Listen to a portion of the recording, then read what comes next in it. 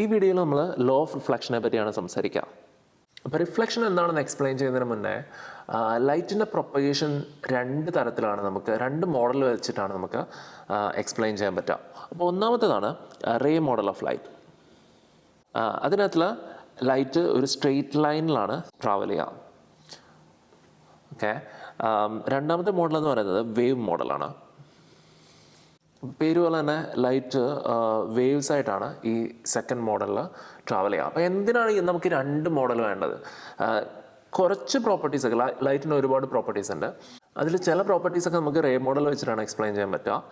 വേറെ ചില പ്രോപ്പർട്ടീസ് നമുക്ക് വേവ് മോഡൽ വെച്ചിട്ടാണ് എക്സ്പ്ലെയിൻ ചെയ്യാൻ പറ്റുക. ഫോർ എക്സാമ്പിൾ, നമുക്ക് റിഫ്ലക്ഷൻ, നമ്മളിപ്പോൾ പഠിക്കാൻ പോകുന്ന റിഫ്ലക്ഷൻ, പിന്നെ റിഫ്രാക്ഷൻ, ഇതൊക്കെ നമുക്ക് റേ മോഡൽ വെച്ചിട്ട് എക്സ്പ്ലെയിൻ ചെയ്യാൻ പറ്റും.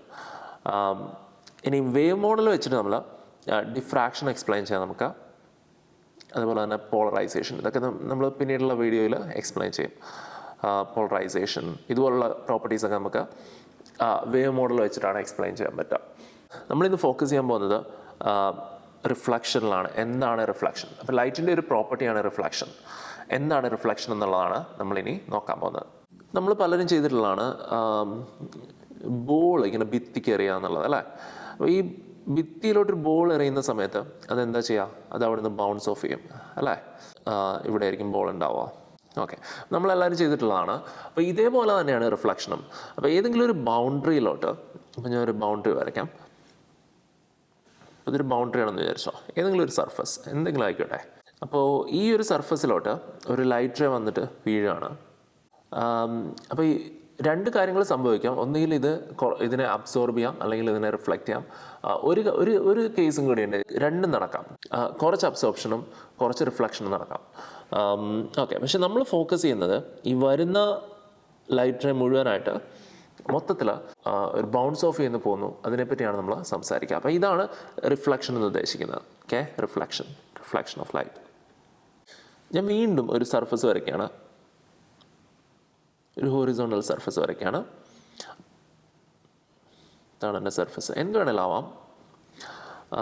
ഓക്കെ, ഇതിലേക്ക് ഒരു ലൈറ്റ് റേ വന്ന് പതിക്കുകയാണ്. ഇങ്ങനെ വന്ന് വീഴുന്ന ഈ ലൈറ്റ് റേനെ ഞാൻ വിളിക്കുന്ന പേരാണ് ഇൻസിഡൻറ്റ് റേ. ഇനി ഈ ലൈറ്റ് റേ ഇൻസിഡൻറ്റ് ചെയ്ത ഈ പോയിന്റിൽ ഞാൻ ഒരു ലൈൻ വരയ്ക്കുകയാണ്, ഒരു ഡോട്ടഡ് ലൈൻ. ഈ ലൈൻ ഈ സർഫസുമായിട്ട് പെർപെൻഡിക്കുലറാണ്, 90 ഡിഗ്രി ആംഗിളിലായിരിക്കും ഉണ്ടാവുക. ഓക്കെ, ഈ ലൈനെ ഞാൻ വിളിക്കുന്ന പേരാണ് നോർമൽ. ഈ ഇൻസിഡൻറ്റ് റേ റിഫ്ലക്ഷൻ നടന്നിട്ട് തിരിച്ചതേ മീഡിയത്തിലേക്ക് പോവും. ഓക്കെ, ഈ റേനെ വിളിക്കുന്ന പേരാണ് റിഫ്ലക്റ്റഡ് റേ.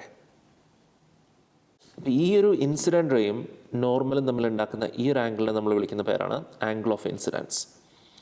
അതേപോലെ തന്നെ റിഫ്ലക്റ്റഡ് റേയും നോർമലായിട്ട് ഉണ്ടാക്കുന്ന ആംഗിളിനെ വിളിക്കുന്ന പേരാണ് ആംഗിൾ ഓഫ് റിഫ്ലക്ഷൻ. ഞാൻ ഇങ്ങോട്ട് എഴുതാം. അപ്പം ഐ എന്ന് പറയുന്നത് ആംഗിൾ ഓഫ് ഇൻസിഡൻസ് ആണ്, ആംഗിൾ ഓഫ് ഇൻസിഡൻസ്. ആർ എന്ന് പറയുന്നത് ആംഗിൾ ഓഫ് റിഫ്ലക്ഷൻ ആണ്, റിഫ്ലക്ഷൻ. ചില ടെക്സ്റ്റ് ബുക്സിൽ തീറ്റ ഐ തീറ്റ ആർ എന്നൊക്കെ കൊടുക്കാറുണ്ട്.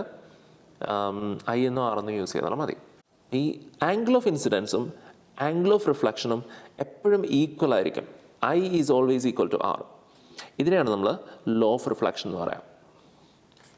Law of reflection. നിങ്ങൾ ആംഗിൾ ഓഫ് ഇൻസിഡൻസ് ചേഞ്ച് ചെയ്ത് കഴിഞ്ഞാൽ അതിനനുസരിച്ച് ആംഗിൾ ഓഫ് റിഫ്ലക്ഷൻ മാറും.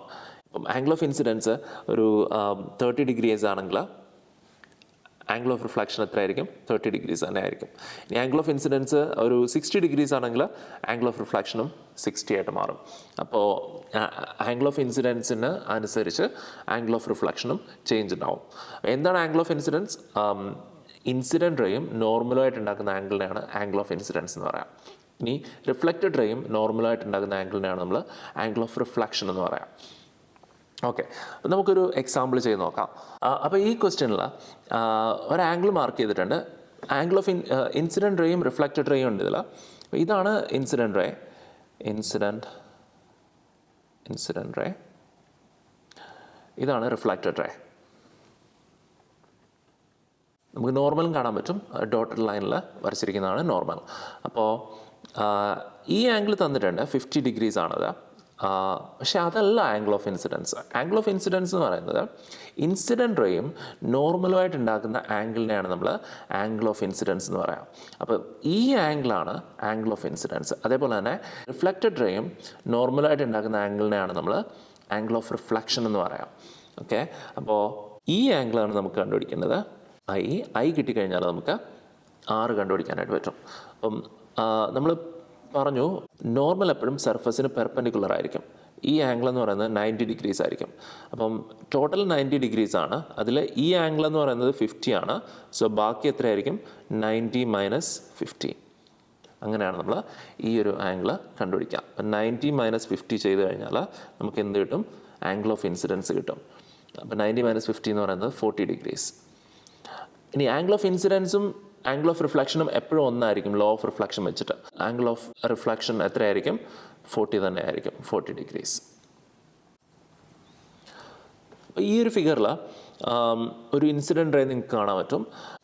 നമുക്ക് വേണ്ടി ഈ ആംഗിൾ തന്നിട്ടുണ്ടെന്ന് വിചാരിക്കാം. ഇതൊരു 30 ഡിഗ്രീസ് ആണെന്ന് വിചാരിച്ചോ. ആംഗിൾ ഓഫ് ഇൻസിഡൻസ് എന്ന് പറയുന്നത് 30 ഡിഗ്രീസ് ആണ്.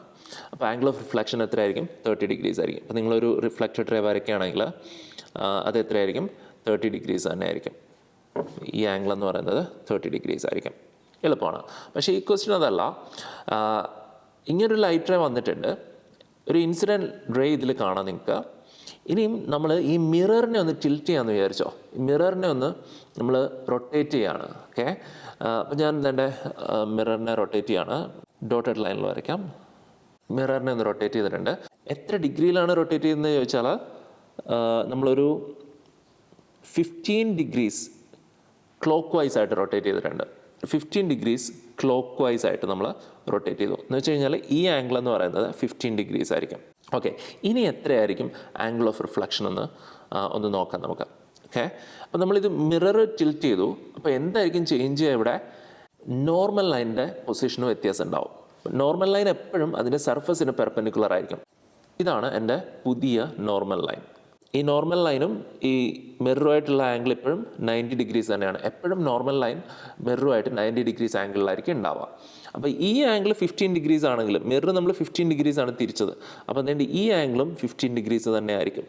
അത്രയും ചരിവാണ് നമുക്ക് വന്നത്, അത്രയും ഡിഗ്രിയിലാണ് നമ്മൾ റൊട്ടേറ്റ് ചെയ്തത്. അപ്പോൾ ഈ ഒരു ആംഗിൾ നമുക്ക് 15 ഡിഗ്രീസ് ആയിരിക്കും. ഈ ഒരു ആംഗിൾ ഞാൻ മാർക്ക് ചെയ്യാണ് 15 ഡിഗ്രീസ്. ഓക്കെ, ഇവിടെ ചേഞ്ച് ചെയ്യാതെ നിൽക്കുന്നത് ഒരേ ഒരാൾ മാത്രമേ ഉള്ളൂ. അത് നമ്മുടെ ഇൻസിഡൻറ്റ് റേ ആണ്. ഇൻസിഡൻറ്റ് റേ എന്ന് വെച്ച് കഴിഞ്ഞാൽ നിങ്ങൾ ഇവിടുന്ന് ലൈറ്റ് അടിക്കാമെന്ന് വെച്ചാൽ ഒരു ലേസർ ഉണ്ട് നിങ്ങളുടെ കയ്യിൽ. നിങ്ങൾ ഇവിടുന്നാണ് ലേസർ അടിക്കുന്നത്. ഈ ലേസറിൻ്റെ പൊസിഷന് ചേഞ്ച് ഒന്നുമില്ല. ആകെ ചേഞ്ച് വരുന്നത് ഈ മിററിൻ്റെ പൊസിഷന് മാത്രമേ ഉള്ളൂ.